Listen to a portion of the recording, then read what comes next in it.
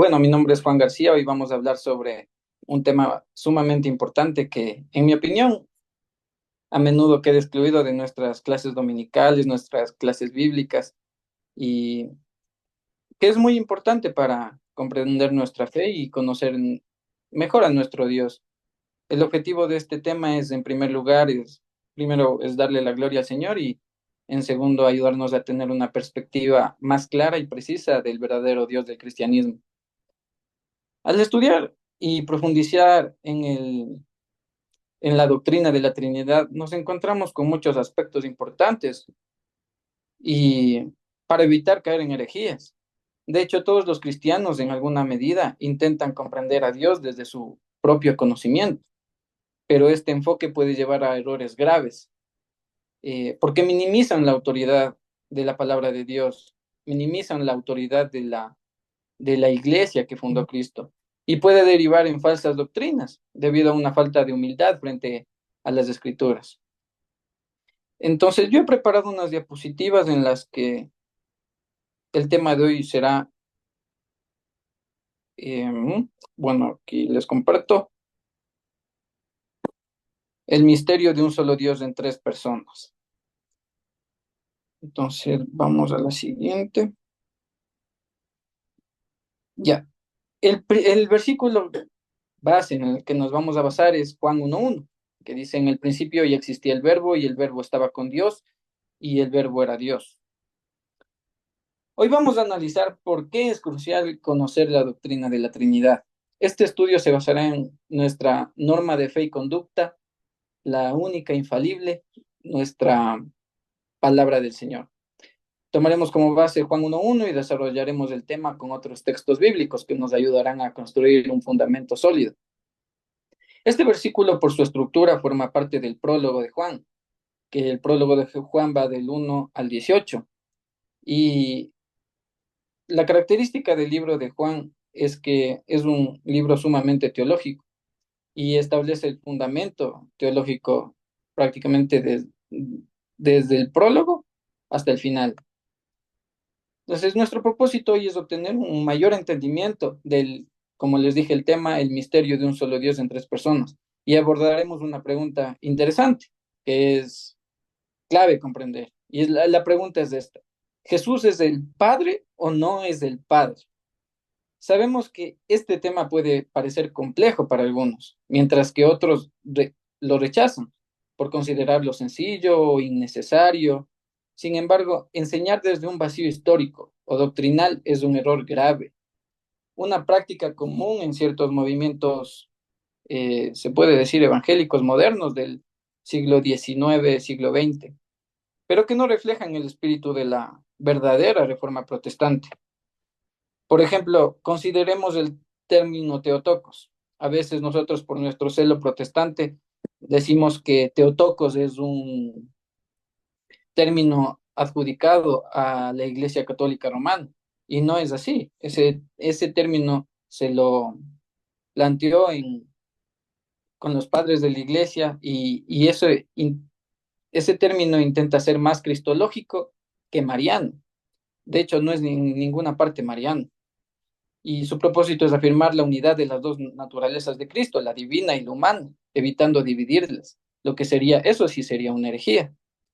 Entonces, yo quisiera que al final de esta clase reflexionemos sobre las siguientes preguntas, que es: ¿cambió mi forma de entender el ser de Dios?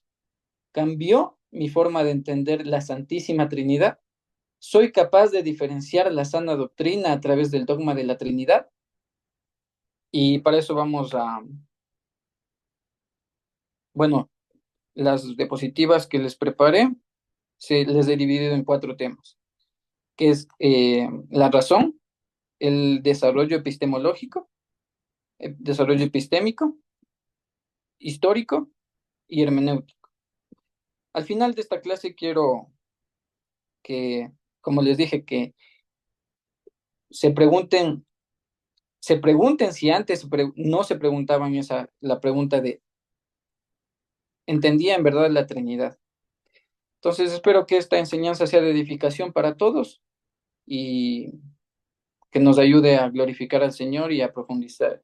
en la comprensión de este misterio que es la Trinidad. Entonces, empecemos con la razón. Nuestras limitaciones al hablar de Dios.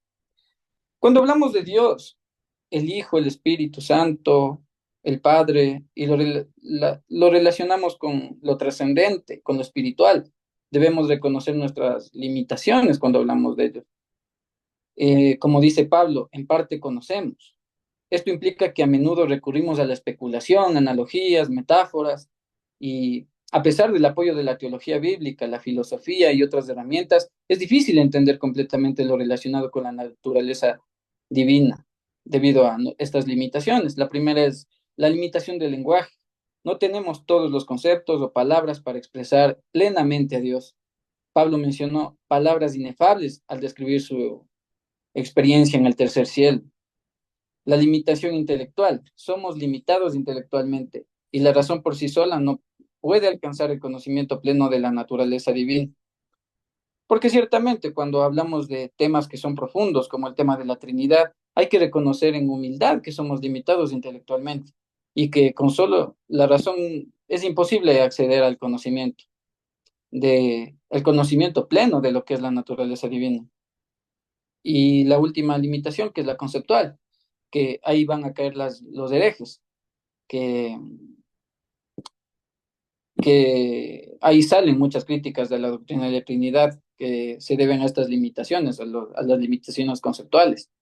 Es decir, nuestro campo fenomenológico siempre va a deslumbrar a Dios como humano, como nosotros no somos ángeles, no somos animales, somos humanos. Y lo que a Dios le ha placido enseñarnos es con nuestras limitaciones como humanos. Entonces dice, lo que conocemos de Dios es lo que Dios nos permite que conozcamos de Él. Continuemos. Vamos a la... Hay preguntas que nos hacemos los humanos, tanto de niños hasta los mayores filósofos que existen en la humanidad. ¿Qué es Dios? ¿Cómo es Dios? ¿Quién es Dios? Eh, ¿Cómo es Dios? Es la pregunta que nos vamos a hacer por curiosidad, que incluso cuando vemos la iconografía, muchos intentan plasmar su idea de Dios en términos antropomórficos, que significa que le van a poner dos manos, le van a poner dos ojos, y porque como vimos, siempre lo vamos a relacionar desde nuestra idea humana. ¿Y quién es Dios? Esa pregunta es muy importante porque se lo vienen haciendo todas las culturas que han existido en la humanidad. Y esa pregunta va a ser la divisora entre las religiones. Va a haber el Dios del Islam, el Dios de los budistas, el Dios de los hindúes. Pero hay una pregunta clave para nosotros, los cristianos, los que creemos en la religión cristiana, que es ¿qué se nos permite saber de Dios? Y aquí, bueno, solo conocemos lo que Dios nos revela, porque hay atributos incomunicables como la omnisciencia, que no poseemos ni poseeremos. Podemos conocer a Dios mediante la razón y la revelación. La razón nos da ciertos rasgos de Dios y testimonio de su existencia. La revelación contenida en las escrituras interpretadas por la iglesia. ¿Y qué es la iglesia? Pues es el pueblo, eclesia, como aprendimos, que significa los que fueron llamados afuera, y la iglesia la componemos todos aquellos que confesamos esos principios elementales de nuestra fe para pertenecer a ese pueblo. Continuemos. Vamos a hablar, a ver, de la Trinidad ontológica e inmanente. Sé que van a haber términos que serán un poco difíciles de entender, pero de eso se trata. La Trinidad ontológica se refiere al gran misterio de la relación que existe entre la persona del Padre, del Hijo y del Espíritu Santo. Nosotros como seres humanos, aunque tengamos el Espíritu Santo de Dios, no tenemos acceso total a la relación intratrinitaria. Es decir, esa relación está para nosotros velada, pero tenemos otra revelación, que es la que está a continuación, que es la de la Trinidad económica. Esta se refiere a la forma en que las personas de la divinidad se relacionan con su creación y los individuos, en el sentido soteriológico, porque la palabra del Señor es cómo rescata Dios a su pueblo. Entonces, las escrituras dan testimonio de esta realidad. La revelación no culmina con los escritos bíblicos, porque el Espíritu Santo no fue dejado a la iglesia y fue dejado a la iglesia, perdón, y Él está vivo, Él estará hasta el fin de los tiempos, como prometió el Señor, y él nos revelará todas las cosas, como Pablo dice. Pablo también dice, yo ruego que ustedes puedan conocer la anchura, la altura, la profundidad del amor de Dios que excede el conocimiento.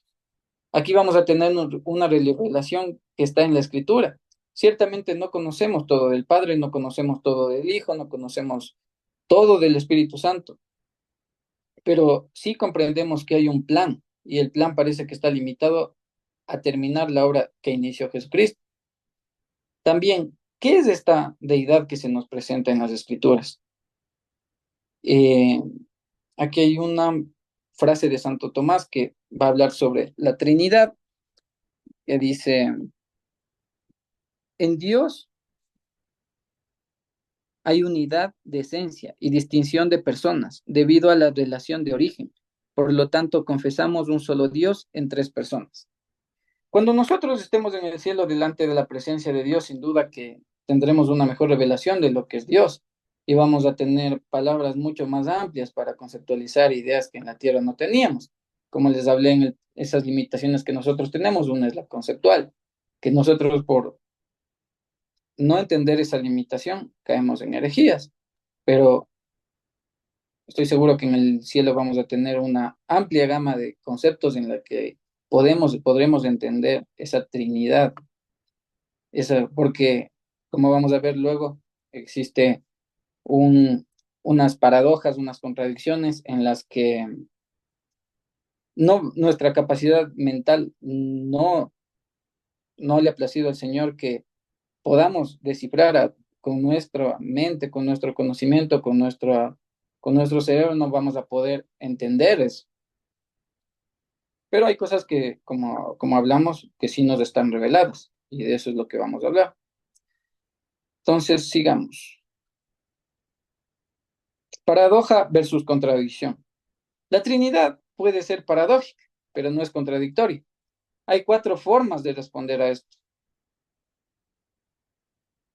Hay que hacer una distinción entre una contradicción y una paradoja. Una paradoja es algo que, aunque esté más allá de la razón, no está en contra de la razón. Una contradicción, por otra parte, es algo que va directamente en contra de la razón.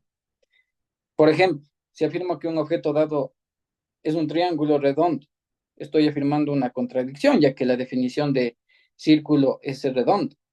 La doctrina de la Trinidad puede ser paradójica, mas no ilógica. O decir que existe un Dios que se ora a sí mismo como si fuera esquizofrénico. No, no, ese no es el Dios. O pensar que Dios está hablando a sí mismo mientras está él ahí mismo. Entonces, al afirmar ahí que hay un Dios que existe en tres personas, no estamos diciendo algo sin sentido como hay un Dios y tres dioses. Eso sí sería ilógico. No estamos afirmando que Dios es uno y tres. Después ya vamos a desarrollar un poco el tema de las herejías. Decir que hay un Dios en tres personas es, por tanto, más parecido a decir como que la luz tiene características tanto de onda como de partícula. No deja de ser luz, pero sí son diferentes elementos. Aunque esto suena paradójico, el ejemplo que les dije de la luz, y difícil de explicar, no es como decir que existe, como les dije antes, un triángulo redondo, lo cual sí sería ilógico. La doctrina de la Trinidad entonces no es diferente de otras doctrinas paradójicas de la fe cristiana, como la doctrina de la encarnación, que, bueno, en este caso los unicitarios sí afirman. La doctrina de la encarnación afirma que Jesucristo es plenamente Dios y plenamente hombre. ¿Esto es una contradicción? No, no es una contradicción. Sí, es ciertamente paradójico, porque no podemos entender cómo pudo esto suceder. pero no podemos rechazarlo a causa de nuestra limitada razón. A Jesús se le llama explícitamente el Hijo, más de 200 veces en el Nuevo Testamento, y nunca se le llama Padre. De hecho, más de 50 veces está en yuxtaposición del Padre, y Jesús, el Hijo, se hace explícita en el mismo versículo. La separación de Jesús y el Hijo se hace explícito en el versículo. Entonces, continuemos. La interpretación intuitiva de la Biblia. La interpretación, va a haber interpretaciones que utilizan las sectas, los herejes, que van a ser contraintuitivas. ¿Qué significa contraintuitiva? Significa contraria a la propia razón, contraria a la forma en que yo interpreto la realidad. Decimos que algo es contraintuitivo cuando va en contra de nuestra intuición, cuando va en contra de lo que esperaríamos o de nuestra intuición natural, basada en la experiencia común o en cómo interpretamos la realidad. ¿Y qué es lo que vamos a defender nosotros? La lectura natural de la Biblia. Entonces, la Biblia está escrita de forma intuitiva para que podamos entenderla en nuestro contexto humano. Cuando Jesús ora al Padre, lo hace como a otra persona, no a un concepto, no a un título, no a un rol, no a un modo. Entonces, es decir, si yo abro la Biblia, puedo captar que Jesús, cuando habla del Padre como una persona ajena a él, eh, estoy captando que está hablando a otra persona o se está hablando a sí mismo. Entonces, ¿es posible entender que Jesús habla de una persona que no es el mismo? Sí, lo natural es pensar que Jesús está orando a una persona. No hace pensar que Jesús le está orando a un título, a un concepto, a un modo, a un rol o a un plan, que es lo que van a querer las sectas. Y continuamos. Eso un poco hablando de la razón. Ahora vamos a hablar un poco del desarrollo epistemológico del dogma de la Trinidad, de la doctrina de la Trinidad. Entonces, para eso vamos a leer lo que dice la Confesión Bautista de Fe, de la que estamos adscritos nosotros, los protestantes bautistas. Dice, ¿qué creemos nosotros de la Trinidad? En este ser divino e infinito hay tres sustancias, el Padre, el Verbo o Hijo y el Espíritu Santo. De una sustancia, un poder y una eternidad, teniendo cada uno toda la esencia divina, pero la esencia indivisa. El Padre no es de nadie, ni por generación, ni por procesión. El Hijo es engendrado eternamente del Padre y el Espíritu Santo procede del Padre y del Hijo. Todos ellos son infinitos, sin principio y por tanto son un solo Dios, que no ha de ser dividido en naturaleza y ser, sino distinguido por varias propiedades relativas peculiares y relaciones personales. Dicha doctrina de la Trinidad es el fundamento de toda nuestra comunión con Dios y nuestra consoladora dependencia de Él. Entonces vamos a ver qué creemos nosotros como protestantes. Y es exactamente lo que viene diciendo la iglesia desde que se fundó la iglesia cristiana en, en Pentecostés. Entonces, bueno, ahí podemos ver un poco las funciones de cada persona de la Trinidad. Eh, leamos un poco de lo que creen los unicitarios, que es el círculo amarillo que está ahí. El unicitarianismo es un concepto teológico, el unitarismo. Es un concepto teológico que se refiere a la idea de por y es compartido por una variedad de grupos cristianos, tanto actuales como históricos. Los grupos unitarios no están necesariamente relacionados entre sí, pero comparten la idea de que Dios es uno. Ellos no hacen la distinción de personas. Aquí vamos a entrar en un tema epistemológico y vamos a entrar en este punto donde vamos a darnos cuenta cómo las sectas fracasan epistemológicamente. ¿Por qué? Porque estamos tratando con conocimiento y el conocimiento se construye. No podemos tomar un texto y decir aquí no hay Trinidad. La doctrina de la Trinidad es una construcción teológica de lo que se nos revela en la Escritura. Así que el versículo de Juan 1.1 tiene atisbos de una posterior revelación más profunda. Entonces, un poco vamos a ver ahora sobre los argumentos que tienen las sectas al hablar de la Trinidad. Y bueno, ellos se basan en, hay en Levíticos, no, Deuteronomio, la Shema. La Shema es una confesión judía. La Shema declara en Deuteronomio 6:4, Oye Israel, Jehová nuestro Dios, Jehová uno es. Ellos se basan en ese versículo. Hay un argumento de las sectas que, que dicen, las sectas de ahora, ¿no? Cuando hablamos de sectas vamos a hablar de testigos de Jehová, eh,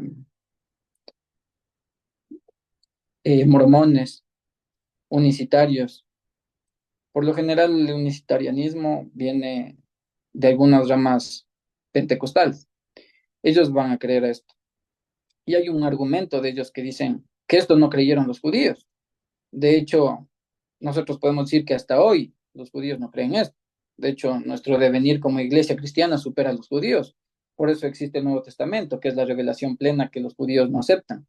Por eso en Hebreos dice, de muchas maneras, habiendo hablando de Dios, a nuestros padres decide hablar en el último tiempo por el Hijo, a quien constituye heredero del universo. Esto va a ser lo mismo, ya que si tú quieres encontrar la Trinidad textualmente va a ser muy difícil, pero ciertamente vas a encontrar atisbos en el Nuevo Testamento, para que en el nuevo pacto podamos entender la revelación de una manera mejor, porque la final de este credo judío respecto a Jehová como el único Dios verdadero tiene en cuenta una pluralidad en Dios, como uno solo. De hecho, nosotros también creemos que Dios es uno solo, porque solo tenemos un Dios. La palabra uno en Deuteronomio 6:4, como dice ahí, traduce el adjetivo hebreo ejad, que afirma la unidad de Dios, pero que puede considerar la pluralidad en esa unidad. De hecho, no niega la pluralidad, más bien dice que es un Dios. Entonces, estos herejes van a tener que condenar a toda la iglesia para que se entienda lo que ellos quieren decir. En Deuteronomio 6:4 es una afirmación de monoteísmo, no de unicitarianismo.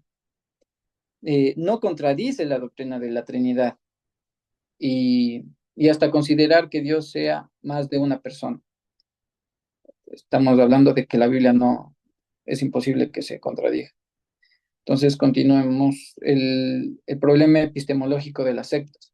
Cuando nos referimos a cristianos, estamos descartando a todas las personas que niegan las doctrinas cristianas. Aquí entra la distinción de lo que es una secta y lo que son los cristianos. Los testigos de Jehová para nosotros son una secta, los unicitarios son una secta. ¿Por qué niegan las doctrinas cristianas? Los mormones igual son una secta, porque niegan las doctrinas cristianas. Ellos van a negar que son una secta, pero recordemos que nosotros construimos nuestra teología desde una base epistémica. Citar textos aislados no da certeza de que estés diciendo la verdad, porque estos textos se interpretan en el contexto de una iglesia a la cual Cristo redimió. Y las preguntas que les podemos hacer a estas sectas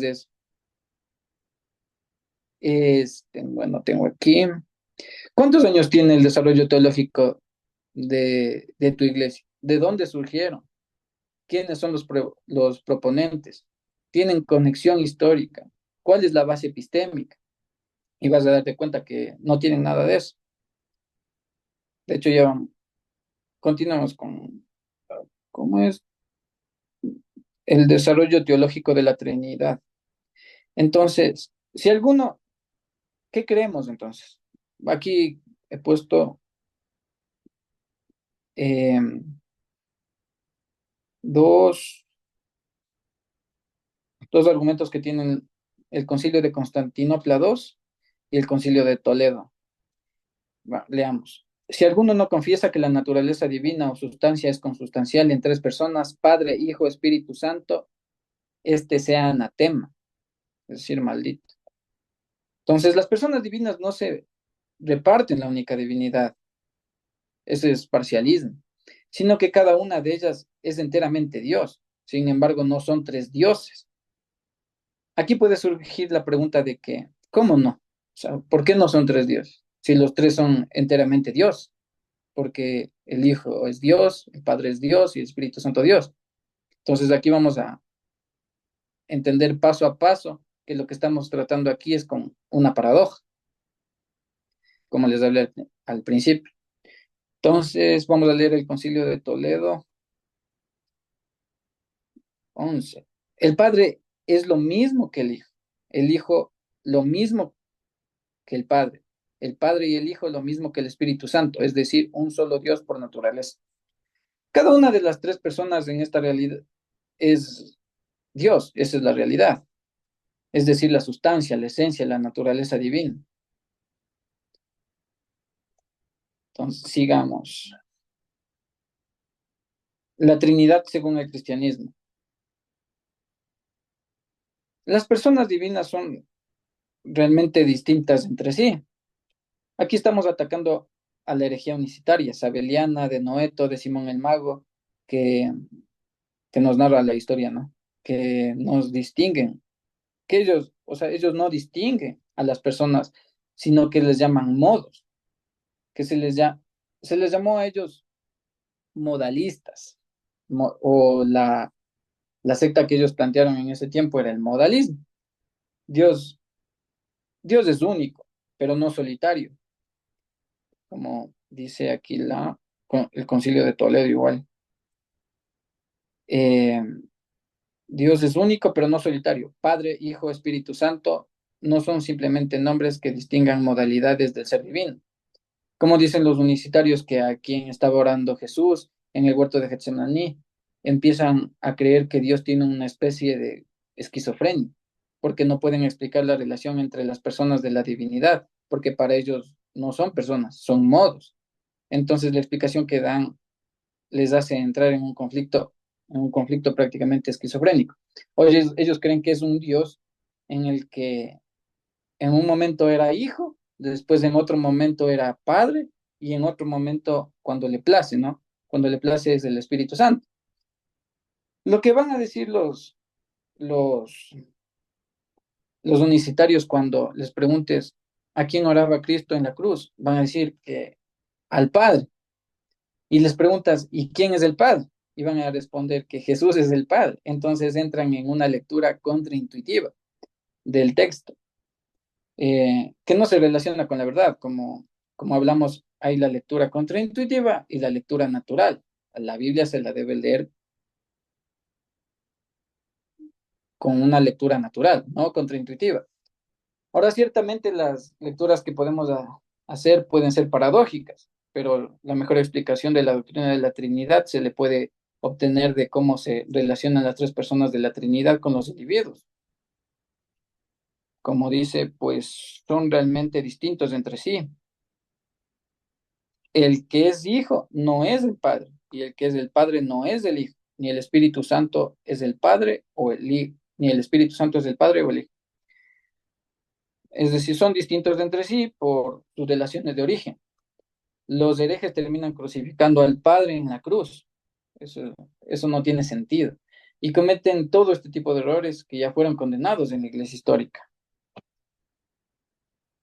Esto sucede porque estas personas no tienen una base epistemológica como de lo que estamos hablando y lo vamos a demostrar. La forma en que construye su teología es buscando textos sin contexto y esto se les responde diciendo que nosotros sí podemos hacer teología. Gracias a Dios podemos hacer teología y tenemos una epistemología y sabemos construir el conocimiento. Y como dice, el Padre es quien engendra, el Hijo es quien es engendrado y el Espíritu Santo es quien procede. La unidad divina es trina. Esto es lo que creemos. Esto es lo que creemos nosotros como cristianos protestantes. Vamos a seguir. El rol de la iglesia en la construcción del conocimiento. Esto es un poco de lo que hablamos en clase. Cuando vamos a nuestra fe histórica, vamos a encontrar de inmediato que nuestra fe actual tiene una conexión histórica. Es decir, si tú le preguntas a un unicitario por qué cree lo que cree, es porque ellos interpretan la Biblia situados en un individualismo de interpretación de textos. Los cristianos nunca hemos hecho eso. El principio de sola escritura, por ejemplo, no significa que tú tomas la Biblia y lo interpretas como sea, como te dé la gana. El principio de sola escritura está suscrito al legado de la iglesia. Por eso cuando hablamos de la iglesia, hablamos de catolicidad, lo que significa universal, un pueblo universal que ha estado por 2000 años aquí en la tierra. Si Cristo funda la iglesia hace más de 2000 años, significa que desde ese momento existe la iglesia universal. Se crea y existe aquí. Bueno, eso es lo que, como les digo, creemos los cristianos. Entonces, la forma en que las sectas construyen su conocimiento teológico es desde un vacío histórico y hermenéutico. Por lo tanto, el problema es epistémico. Otro punto, al romper decididamente con la iglesia, se quedan sin eclesiología, como vemos en esa pirámide. La eclesiología va a ser la base de nuestra doctrina. Entonces, al romper decididamente con la iglesia, se quedan sin eclesiología y por tanto definen su cristología desde la nada, teniendo que tomar la postura herética. Los herejes tienen que sí o sí romper con el legado histórico si es que quieren posicionar su herejía, porque estar del lado histórico no les favorece, porque la iglesia ya eh, anatemizó lo que creían estos herejes. Entonces, vuelvo a decir, los herejes no tienen eclesiología. ¿Cómo construyen el conocimiento? Pues sin la iglesia. ¿Y cómo se quedan sin historia? No les queda nada más que llevar al debate a revolear textos, a buscar un texto por aquí, un texto por allá. Y de eso no se trata el desarrollo epistémico. Ellos te van a decir, toda esa iglesia estuvo mal, fue apóstata hasta que nosotros llegamos. Y como último punto decimos que como ellos no tienen eclesiología, no pueden hacer cristología, porque Cristo es la cabeza de esa iglesia y ellos se quedan sin Cristo. Cuando les preguntas que por qué hacen esto, te dicen que porque son sola escritura y hay que tener cuidado, hermanos, porque este término no les pertenece a ellos, porque este principio es magisterial, derivado del quehacer teológico de los reformadores protestantes y ellos interpretan sola como sola sin nada, sola sin iglesia. Y te dicen que no necesito la iglesia porque tengo la Biblia. Y encima que se roban nuestro término, no lo aplican bien. Entonces, porque su escritura no rechaza el rol interpretativo de la tradición. Y recuerden que epistemológicamente estamos construyendo el conocimiento y la tradición es historia. Y nosotros pertenecemos a una iglesia histórica.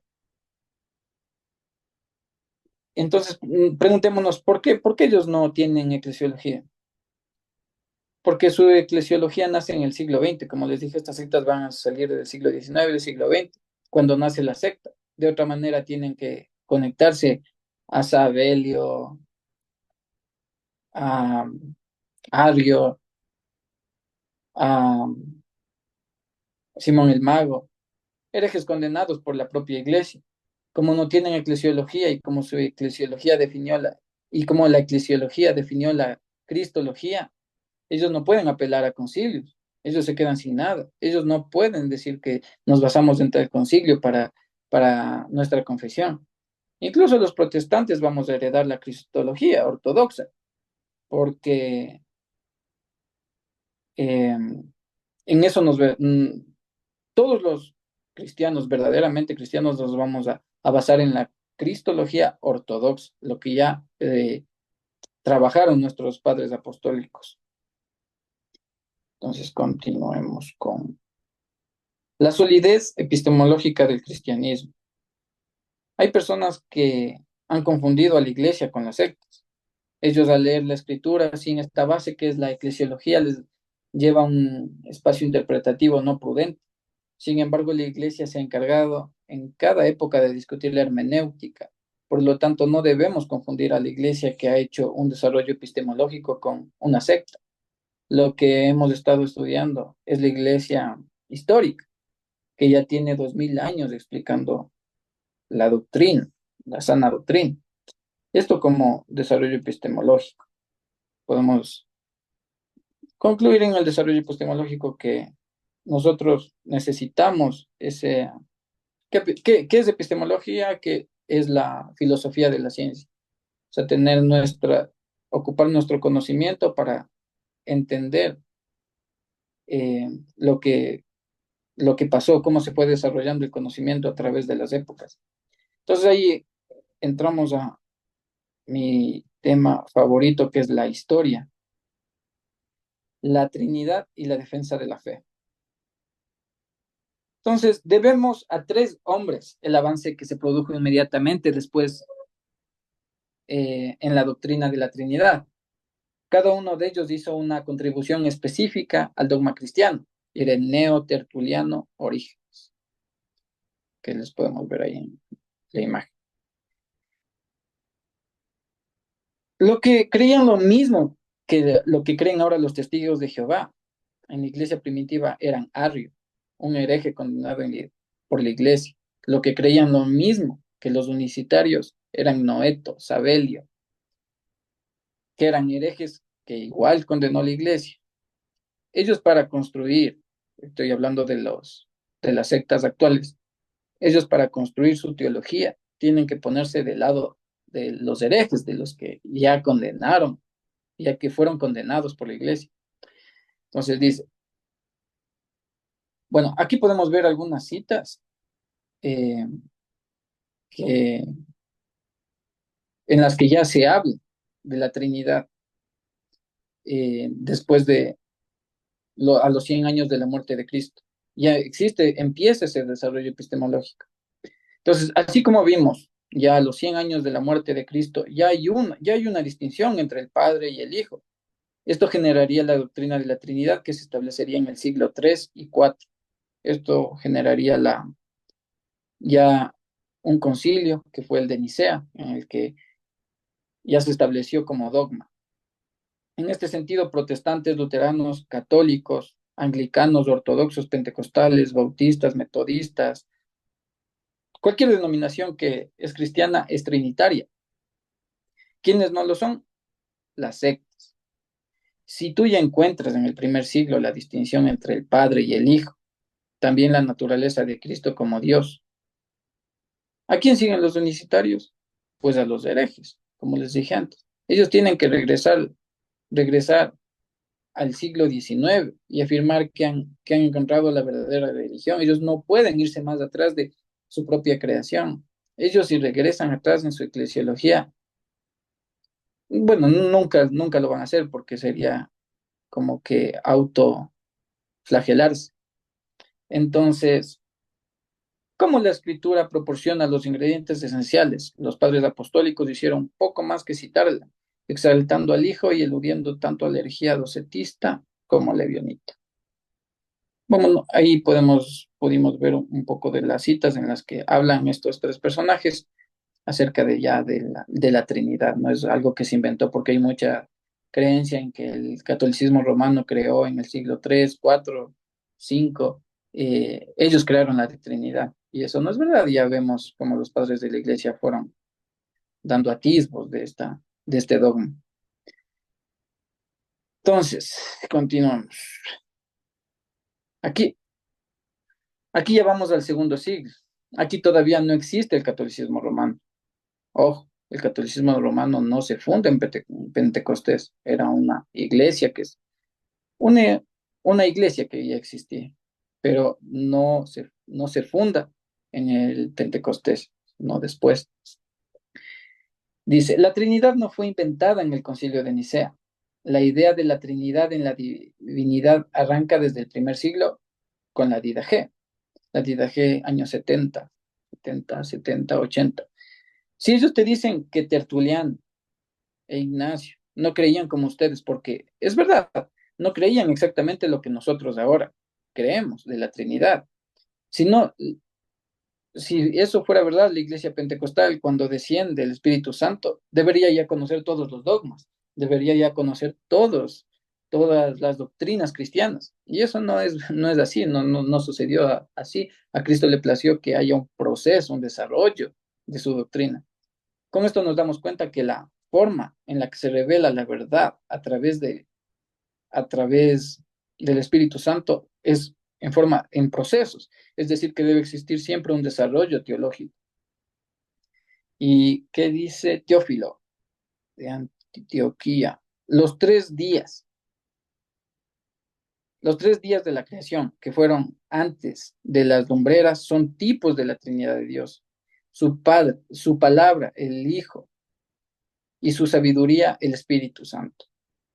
Entonces, aquí ya podemos ver cómo ya se estaba desarrollando el dogma de la Trinidad, pero que obviamente no creían lo mismo, que Teófilo no creía lo mismo que nosotros ahora, en el segundo siglo. Y aquí ya tenemos una defensa de la Trinidad, una defensa parca, pero la hay, y en su conjunto se va extendiendo conforme pasan los siglos hasta llegar a nuestros días. Entonces, continuemos. Vamos a hablar un poco de las herejías históricas relacionadas con la Trinidad. Eh, Estas herejías no son nuevas. A estas herejías ya la atacaron, como les hablé un poco antes, los padres de la iglesia. A esta herejía se le llamó modalismo. El modalismo es una herejía confesada por Sabelio, herejes. Bueno, que dice que sostienen que Dios en realidad no es 3 personas distintas, sino solo una persona, que se aparece en personas, que aparece a las personas en diferentes modos, en ocasiones diferentes. Como les expliqué, que a Dios ellos creen que Dios un momento es el Hijo, otro momento es el Padre, otro momento es el Espíritu Santo. Y esta herejía ya fue condenada en el Canon 1, en el primer concilio de Constantinopla, en el 381, y, y aquellos que la confesan no pueden ser considerados parte de la Iglesia Universal de Cristo. También se puede caer en la herejía del parcialismo, que creen los parcialistas, pues ellos afirman que el Padre, el Hijo y el Espíritu Santo son cada uno un tercio de Dios. Ellos, en cambio, sí lo dividen a Dios, no creen en los modos, sino que eh, es un Dios dividido en 3, y eso tampoco creemos nosotros. Continuamos. Advertencias sobre caer en herejías. Entonces hay que tener cuidado en no ser parte de estos grupos de herejes, para los cuales hay que tener un poco, por lo cual hay que tener un poco de cariño por la Iglesia Ortodoxa, lo que sufrieron los mártires por defender nuestra Iglesia. Siempre yo pienso que cuando nos aborda algún testigo de Jehová, algún mormón, algún unicitario, nosotros llevémosles a la Trinidad. A ver, ¿qué crees de la Trinidad? Entonces, dice, pertenecemos a una iglesia con mucha historia, que ya terminó con el debate y que ya tiene definiciones cristológicas. Que me parece que un cristiano que tiene la voluntad de formarse no debe caer en estas ideas. Se dice cualquier cosa, porque se ignora mucho la historia. Situarse en un vacío histórico y hermenéutico en los que solo tú y tu Biblia son lo único, es una postura muy modernista, por así decirlo, una postura muy egoísta, una postura muy que llama al orgullo. Por eso nosotros nos adherimos a una confesión, que es lo que hacemos en nuestra iglesia. De lo contrario sería despreciar los concilios, la tradición, el desarrollo hermenéutico de nuestros padres. Continuamos. El desarrollo histórico de la doctrina de la Trinidad. Como vimos en el siglo I ya se hacía la distinción del Padre y del Hijo. Leamos un poco. El proceso de elaborar, desarrollar y completar la doctrina trinitaria corrió a cargo de Atanasio. ¿Sabían ustedes, hermanos, que a nosotros los herejes nos llaman atanasianos? Porque él fue el que se enfrentó a toda esa cúpula de la iglesia. Él fue el que se enfrentó a todos, incluso hasta con el emperador. Un poco, yéndonos un poco a la historia, Atanasio era simplemente no era ni siquiera un líder de alto rango, sino él era simplemente, como ahora podemos ver, como un pastor local, un padre local. Ellos, y él se enfrentó a una cúpula de líderes, incluso con el emperador, porque el emperador igual era arriano. Entonces, ¿qué podemos ver aquí? Es que podemos ver el poder del Espíritu Santo cuando debe primar su obra. Ocupó a Atanasio y a los tres padres capadocios, que también fueron un pilar en el que se fundamentó la iglesia para entender este tema de la Trinidad. Y Agustín que va a ser uno de los pináculos de la iglesia occidental a la cual pertenecemos todos los protestantes. Leamos, Atanasio comprendió mejor que todos sus contemporáneos que el cristianismo se sustentaba o se hunde, se sustenta o se hunde con la confesión de la deidad de Cristo y de la Trinidad. Esto es la esencia y el centro del cristianismo, distinto en principio del judaísmo que niega las distinciones y del paganismo que rechaza la unicidad de Dios. Eso, esto debíamos subrayarle, pero no le subrayo. Por eso Lutero, cuando habla de la definición de Juan, capítulo 1, que es el versículo que base en el que estamos eh, estudiando, que después haremos el desarrollo hermenéutico. Juan, cuando da su capítulo, su comentario perdón, eh, Lutero, cuando da su comentario de Juan capítulo 1, versículo 1, dice, aquí está la definición del cristianismo. Aquí se hunde o se exalta el cristianismo. Aquí está la pelea con Arrio, aquí está la pelea con Sabelio. Entonces, hermanos, seamos celosos con este versículo, porque las sectas manipulan, y especialmente este versículo, por lo que veo, por lo que he estado estudiando. Entonces, continuemos. Entonces, vamos, como les decía, seamos celosos con nuestra historia, seamos celosos eh, con nuestros padres de la iglesia, y seamos celosos también con nuestras confesiones. Aquí he puesto dos confesiones, la de Westminster y la de Bautista. La Bautista es la que suscribimos nosotros. Sin embargo, yo encontré en la mayoría de confesiones protestantes, que es prácticamente la misma conceptualidad de lo que significa la Trinidad. Y bueno, leamos un poco la confesión bautista que dice, eh, vamos a ver qué dice, el Padre no es de nadie, ni por generación ni por procesión. El Hijo es engendrado eternamente del Padre y el Espíritu procede del Padre y del Hijo. Entonces, aquí tenemos dos de las confesiones de nuestra fe que obviamente confiesan que la línea ortodoxa es creer en la Santísima Trinidad.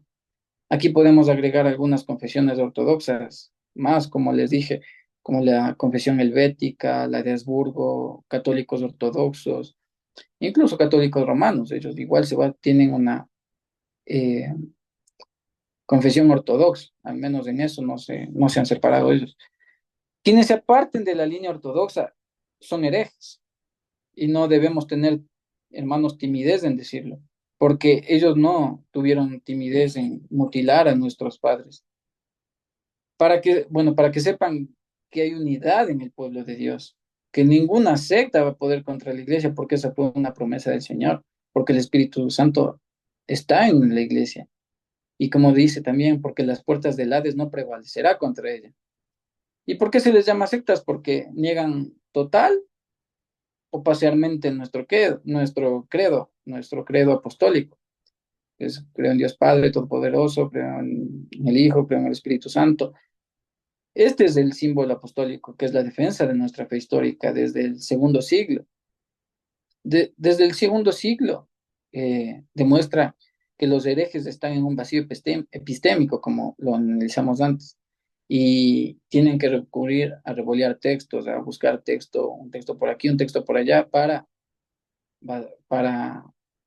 hacer teología, que como también harán teología, pero lo hace. Entonces estemos atentos. Continuemos. Dice, las sectas y su falta de fundamento histórico. Dice, las sectas niegan total o parcialmente, como les dije, las doctrinas fundamentales de la fe contenidas en el credo apostólico, adhiriéndose en menor o mayor grado a herejías confesadas en el pasado y condenadas precisamente en concilios locales y económicos. Cuando hablamos de las sectas, siempre recuerden que las sectas no tienen base epistémica, sino que se sitúan en un vacío histórico. Las sectas surgen en un punto de la historia exclusivista, negando la conexión con la iglesia histórica. Pero como dice Calvino, la iglesia no puede apostatar, porque si tú le compras el cuento a estos unicitarios, arianos, testigos de Jehová, mormones, estás confesando con tu propia boca que la iglesia apostató, porque ellos no se van atrás, ellos del siglo XIX. Estás diciendo que el Espíritu Santo se ha dormido desde el Pentecostés hasta ellos. Entonces, como les dije, ellos son exclusivistas. Están diciendo que en algún momento el Espíritu Santo abandonó la iglesia y luego regresó con ellos, con los testigos de Jehová, y esa no es la promesa que Dios le hizo a su iglesia. Eso no dice la Biblia, sino que lo que dice es que el Espíritu Santo nunca abandonará a su iglesia. Y son tres. Los testigos de Jehová dicen, niegan la doctrina de la Trinidad. Ellos siempre van a revolear textos, van a manipular el griego para intentar vender la pureza de su doctrina, pero no lo van a poder hacer porque su contexto es fuera de la iglesia. Entonces, para ellos salió un individuo fuera de la iglesia y te van a decir, yo tengo la razón, yo tengo la verdad revelada. En ese caso fue Russell, que salió en el siglo XIX. Los unicitarios no creen en la Trinidad y te dicen que solo hay un Dios y que se ha manifestado al mundo en distintas formas, o sea que en algún momento fue Padre, en otro Hijo y en otro Espíritu Santo, como ya habíamos dicho. Los mormones niegan la Trinidad, ellos creen que el Padre y el Hijo y el Espíritu Santo son tres seres divinos, es decir, que son tres dioses. Ellos sí son triteístas, ellos sí creen en tres dioses, los mormones. Ellos no creen que tenemos un Dios, creen que son tres dioses. Por lo tanto, los testigos de Jehová, como los mormones, como los necesitarios, han abrazado estas herejías antiguas. En estos grupos se encuentran los gérmenes del arianismo, del modalismo y del triteísmo. Esta parte para mí es importante, la epistemología, la historia, la forma en la que construimos el conocimiento. Nosotros no revoleamos textos, nosotros construimos, construimos la teología, construimos ese desarrollo epistémico que se nos heredó de diferentes formas. Y lo vamos a hacer sin separarnos de la iglesia, porque la propia Biblia dice que la iglesia es columna y baluarte de la verdad. Y eso es cierto, significa que protege la doctrina y todas las denominaciones que se adhieren a la regla de fe son baluarte de la verdad. Y ahora vamos con el último punto, que es la hermenéutica, que leamos de nuevo el versículo que nos trajo hasta aquí, que es, en el principio ya existía el verbo, y el verbo estaba con Dios, y el verbo era Dios. Continuamos. Ya. Eh, Juan 20:31 establece el propósito del Evangelio. Obviamente estamos hablando de Juan 1:1, pero es interesante como Juan 20:31 va a decir cuál es el propósito de todo su Evangelio. Y el propósito es que dice, pero estas se han escrito para que creáis que Jesús es el Cristo, el Hijo de Dios, y para que creyendo tengáis vida eterna en su nombre. Esto subraya la importancia de la teología y la cristología, pues nos revela cómo es el Dios que debemos adorar. En Juan 20:31 ya nos dice de cuál es el propósito de ese evangelio. Entonces vamos a hacer una exégesis de Juan 1:1. ¿Sí? Y dice, entonces, para hacer esta exégesis hemos dividido en tres partes para realizar una exégesis detallada. La primera parte, la A. En el principio era el verbo, que es logos, y el verbo era con Dios, theon, y el verbo era Dios, theos. Listo. El texto en griego, no sé, leer griego, pero en la fonética dice en arquejo logos, kai ho logos en prostonteon, kai teos en hon logos, que esa es la fonética. Y bueno, continuemos.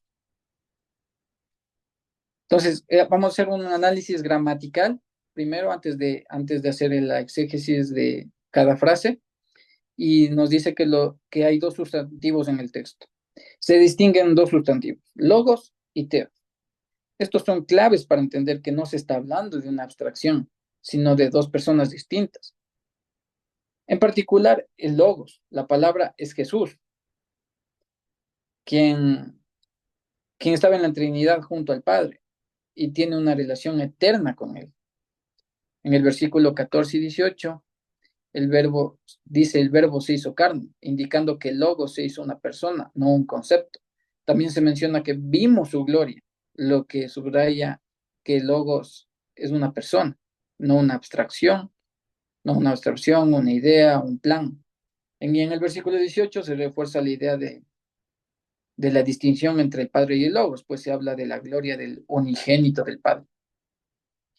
Entonces, ahora sí vamos a hacer la exégesis detallada. La primera cláusula, que, que es la primera. En el principio era el verbo, logos. La frase que utiliza en griego es en arché logos. En arché significa que no es que fue o llegar a ser, sino que en el pasado ya estaba. En este caso, el verbo, cuando habla de que ya estaba hablando del verbo. Entonces quiere decir que antes que existe el tiempo, el verbo ya existía. El verbo era, en griego, está en pretérito imperfecto de indicativo, indicando una acción continua desde el pasado, lo que sugiere que el verbo logos ha existido siempre, antes de la creación. Esto implica la eternidad de logos. Esta frase nos indica, en esta simple línea nos indica, ya nos muestra que el verbo era eterno. Este aspecto se refiere a que el logos no fue creado, sino que es eterno y engendrado, no creado, como se afirma en el credo niceno. En la segunda cláusula, que dice, y el verbo era con Dios, se utiliza pros con el significado de ver algo cara a cara, es decir, que hay dos personas viéndose cara a cara. Cuando se utiliza y el verbo era, que es el pro es era, se utiliza, perdón, pros es con. Entonces se utiliza pros con el significado de ver algo cara a cara. Eso significa en el griego. Es decir, que hay dos personas viéndose cara a cara. Por lo tanto, también se está hablando de una intimidad y una igualdad. Eso es lo que trata de decirnos Juan de una manera poética. Es la manera en la que quiere expresarnos la naturaleza de Dios. Y aquí nos dice que la palabra no estaba sola y la palabra era con Dios. El uso de la proposición con, que en el griego es pros, exhibe varios aspectos de una persona y no de algo abstracto. Pros es una preposición de relación. Pros es la misma preposición que usa Pablo en 2 de Corintios 5:8 para describir la compañía eterna que tendría el cristiano en la eternidad futura. Es decir, que está hablando de personas. O sea, ese pros se puede utilizar para dos personas que están juntas. La palabra no era un concepto como lo interpretan los unicitarios, sino una persona que estaba en compañía del Padre, como lo afirma Juan en su carta.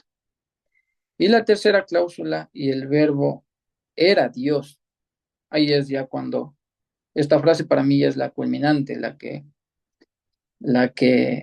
no sé qué hacen las sectas con esta frase, pero aquí ya es fulminante para ellos. En esta parte se demuestra claramente que la palabra era una persona, no era un concepto, una idea, era totalmente Dios desde antes de la creación. Entonces ellos no pueden separar esa filiación que hay de logos con Dios. El texto identifica gramaticalmente que existen dos personas distintas, Esto quiere decir que el Hijo no es el Padre. Si Juan hubiese querido identificar a Logos como el Padre, lo hubiera hecho sin tener que usar estas diferenciaciones. Si Juan hubiese sido unicitario, hubiese escrito y, y el Dios Padre era la palabra, si es que, digamos, pensábamos que era un plan. Y sucede lo mismo con los testigos de Jehová. Si Juan hubiese sido arriano, hubiese escrito y la palabra era un Dios, porque ellos creen en los tres dioses. Entonces, el orden gramatical del texto importa aquí. Entonces, ¿qué podemos decir acerca de este exégesis que hemos hecho? Continuemos en la siguiente diapositiva. Dice, un análisis del contexto revela que hay una distinción entre las personas en todos los versículos que siguen. De hecho, si seguimos leyendo Juan, es apabullante como esa manera de atacar. Juan, para mí que, bueno, obviamente Dios todo lo conoce, entonces ya creo que Juan previó que iban a existir estos tipos en el siglo XX, en el siglo XIX, y por eso mismo detalló todo Juan 1 contra ellos. Los unicitarios leen como si el verbo fuera un pensamiento o plan de Dios, lo cual va en contra de Juan 1:14. Si leemos Juan 1:14, va a decir que el verbo se hizo carne y habitó entre nosotros. Entonces, los apóstoles no palparon un pensamiento, que es lo que creen ellos, que el verbo era un pensamiento, que el verbo era un plan. No, porque obviamente el verbo es la palabra, el verbo es como el conocimiento, que es lo que trata de decir Juan de manera poética. Entonces ellos creían eso, pero no, nosotros creemos que es una persona. Si el logos hubiese sido un plan, entonces Juan no hubiera usado en el verso 2 un pronombre personal, él, tampoco en el verso 3 de él, sino un pronombre neutro, como esto, eso o aquello. Si es un plan, no le puedes dar características de persona. Pero como el logos es una persona, Juan lo presenta como el creador de todas las cosas. Todas las cosas por él fueron hechas. Entonces, son buenas reputaciones para los unicitarios. El orden de las palabras nos dice que Jesucristo tiene todos los atributos divinos que tiene el Padre. La falta del artículo nos dice que Jesucristo no es el Padre. Y una frase de Martín Lutero para terminar con este punto, que dice, la falta de un artículo es contra el sabelianismo. El orden de las palabras es contra el arianismo, contra las sectas. Y para concluir esta pequeña clase, hay que decir que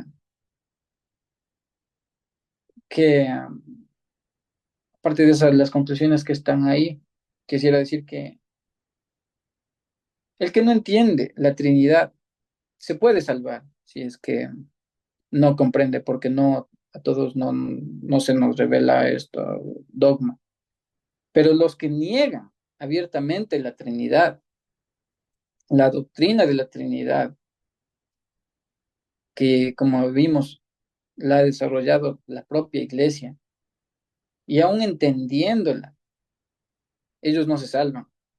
No se salvan negando la Trinidad. No puede salvarse una persona negando la Trinidad, porque como vimos, la eclesiología es la base para lo demás. Y eso debemos nosotros eh, atesorar ese conocimiento que ya nos dieron nuestros padres de lo que lucharon, como vimos el caso de Atanasio. Y como manera de conclusión, dice, la Biblia tiene que ser un fundamento, la filosofía tiene un límite. Eso quiere decir que siempre hay que volver a la palabra de Dios, que es donde no nos vamos a equivocar. La filosofía nos permite entender varios conceptos. El concepto de Trinidad, por ejemplo, la palabra Trinidad o encarnación no están en la Biblia, no están en ninguna parte de la Biblia. El concepto de unidad sustancial, y la distinción entre persona y sustancia no están en la Biblia. Al menos no están de manera expresa, literal. La Biblia no tiene un diccionario que diga qué significa espíritu, qué significa verbo, no tiene un diccionario la Biblia y para eso no sirve la filosofía. La filosofía nos ayuda a entrar y entender la revelación. No es que reemplaza la revelación.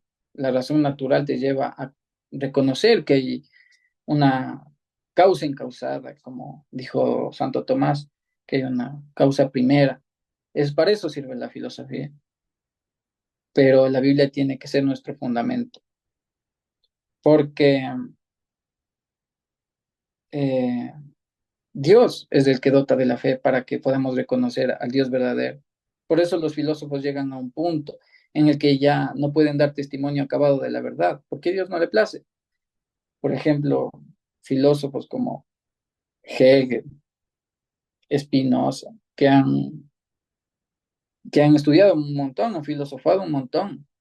Y la filosofía, en este caso, en el tema de la Trinidad, me permite entender que si le rezo a Cristo, también le estoy rezando a la unidad sustancial de Dios Padre y el Espíritu Santo. Y ya está. Y vuelvo a repetir, la Biblia tiene que ser fundamento y la filosofía tiene un límite. Dice dice, la historia nos demuestra que la promesa de Dios de que no dejaría a su iglesia se cumple en el desarrollo epistemológico de la doctrina de la doctrina cristiana. Y como les dije, o sea, nosotros debemos atesorar lo que tenemos, debemos atesorar a los padres de la iglesia, debemos atesorar a los hermanos que, bueno, en el cielo nos hemos de encontrar con ellos que lucharon, como el caso de Atanasio, los, los tres capadocios, Agustín, en contra de todas esas herejías, para que ahora nosotros nos podamos nutrir. Dice, cuando no entendemos esta realidad, podemos caer en el judaísmo o en herejías. Cuando no entendemos esta realidad, cuando no eh, se nos presenta la oportunidad de estudiar la Trinidad y nos vamos y no tomamos en cuenta la historia, no tomamos en cuenta el desarrollo epistemológico, podemos caer ahí en el caso del judaísmo, de entender que ni siquiera tomar en cuenta a Cristo, ni siquiera tomar en cuenta al Espíritu Santo, como, como lo hacen, como lo hacen igual las sectas. Y como la última conclusión, si negamos un elemento en la Santísima Trinidad, significa negar el absoluto de Dios. Y yo no puedo separar a ninguno. Es una unidad sustancial, una unidad divina. Son tres personas dotados de inteligencia y voluntad. Es decir, que operan con plena facultad, pero hay unidad sustancial, como dice.